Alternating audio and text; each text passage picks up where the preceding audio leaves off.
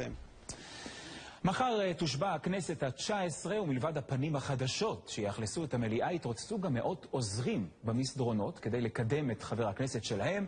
מה הופך את המשרה הזו עוזר פרלמנטרי לכל כך נחשקת, ואיך אפשר להגיע אליה, אם בכלל? התשובות בכתבה של עידו סולומון ואלון שני. אני חושבת שצריכים אנשים טובים, חדשים במערכת, שירעננו קצת את הקיבעון המחשבתי, ובאמת יעזרו לרפא קצת מהמחלות שיש פה במדינה. אם פעם עוזרים פרלמנטריים הגיעו בעיקר מהקמפוסים של האוניברסיטה העברית, כיום פני הלשכות בכנסת כפני העם.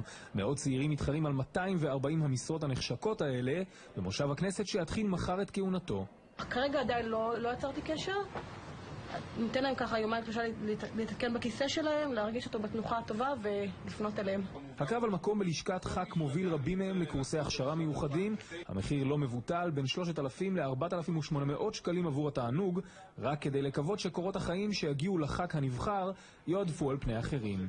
השכר שמחכה להם במשכן אינו המניע העיקרי לתפקיד הנחשק, כ7,000 שקלים ברוטו לעוזר הזוטר, כשהוותיקים והבכירים יותר מקבלים בין 9,000 ל10,000 שקלים ללא הטבות מיוחדות. זו משרת אמון שבכל רגע נתון יכולים לומר לנו להתראות. היו מקרים בכנסת הקודמת של חברי כנסת שהחליפו עוזרים כל 3 ו4 חודשים. בנוסף לזה, הכנסת היא לא המעסיקה הישירה שלנו. וכמו הכנסת הנכנסת עם פעילי מחאה, מגישי טלוויזיה ובכירי ההתיישבות ביש"ע, גם אלה שרצים לתפקיד העוזר מגיעים מרקע מגוון. כל אחד בא מתחום אחר, אחד עורך דין, אני בא מהייטק, כל אחד בא מתחום אחר ששם הוא עובד, ויש יתרון לניסיון הזה. יצאתי בפגישות, פוגשת חברי כנסת, מחפשת את האחד או האחת שיהיה לי את החיבור המושלם איתו, להמשיך ולשרת את הציבור, שיהיה לנו ככה כיף לעבוד 24/7. העוזר הפרלמנטרי קרוב למוקד קבלת ההחלטות, אבל רחוק מהילת הזוהר. את רוב זמנו יעביר בכתיבת הצעות חוק, שאילתות והצעות לסדר היום, מענה לפניות הציבור וטיפול בלוח הזמנים של חבר הכנסת. כן, פעם היו קוראים לזה מזכירה, היום הם מעדיפים יועץ מיוחד.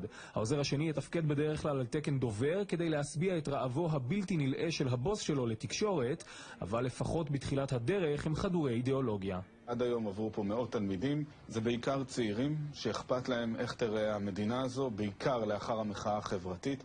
לא מעט עוזרים פרלמנטריים הגיעו בעצמם מאוחר יותר לכנסת כנבחרים, כך שכדאי לזכור את הפרצופים שיאיישו את הלשכות בכנסת הקרובה.